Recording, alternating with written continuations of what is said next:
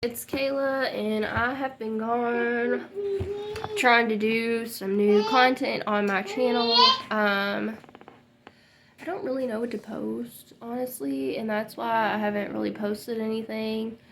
But I wanted to give an update on my mental health journey and how I'm doing. Right now, I've got a cold, and as you can tell, I've rubbed my makeup off under my nose. But yeah, so anyhow, this year is ending here soon, and I just wanted to let everybody know how well I've been doing and the steps it took to get here. Some of you may know that I struggled with depersonalization disorder. It is typically known as a symptom of anxiety, but it is the worst and probably scariest symptom for me personally of anxiety. A lot of people don't realize that anxiety also can come with physical symptoms as well as mental symptoms, and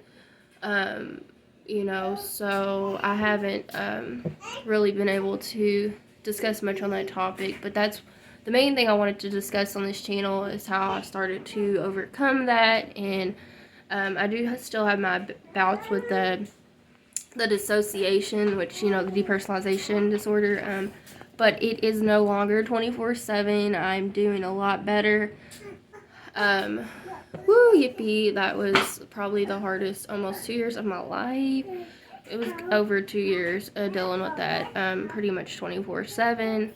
But lately I've been working with my medication, my doctors, and my therapist to figure out what could work best for me with my depression and my anxiety, also to alleviate some of these symptoms that come with it. The main thing I started doing was therapy called CBT, which I'm no longer in therapy at the moment because I have been doing quite well just with the medication alone, and some of the tools my therapist taught me to cope with the symptoms.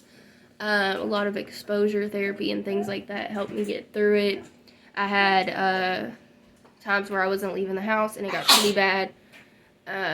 I was actually so bad at one point in my anxiety journey that I was continuously peeing in cups during my pregnancy, which was back in 2020. As you may know, that's when I was pregnant during the pandemic. So I think that made my anxiety a lot worse than it should have been. But, at the time, the whole world was falling apart. So, yeah. Anywho, back to the topic of how I got better. I just really did a lot of exposure therapy and a lot of things that my daughter's over here. Watch out. She was playing with one of her poppets over here. But yeah. So anyways, a lot of things that people don't like to talk about is their mental health, and it has a big impact on you and your quality of life. So I think it's really important to discuss these topics with people, considering that you're not alone and you will get better if you struggle with any symptoms with your anxiety that come with everyday life. Just, the simple things would set me off. Like, I couldn't even go outside. So but now I go everywhere with my girls. I take them anywhere and everywhere they want to go. It's not like glued to the house or the couch or my bed anymore. Thank God for medications and therapy. But I will say the first step in getting better is accepting that you have this issue. Knowing that you're not going crazy, you're not losing your mind, you're not going insane, any of that. It's just, it happens. High stress, a lot of things been going on in this past 2 years. So hopefully we could start out 2022 on a new page, and we can all take our mental health a little bit more seriously this year, coming up year, and y'all can hop on the train with me, and I can give y'all some tips and tricks to cope with everyday life with anxiety and depression. I feel like I'm a pro at it. I'm not by no means a therapist or, a doctor, so I can't really tell you what to do, what not to do.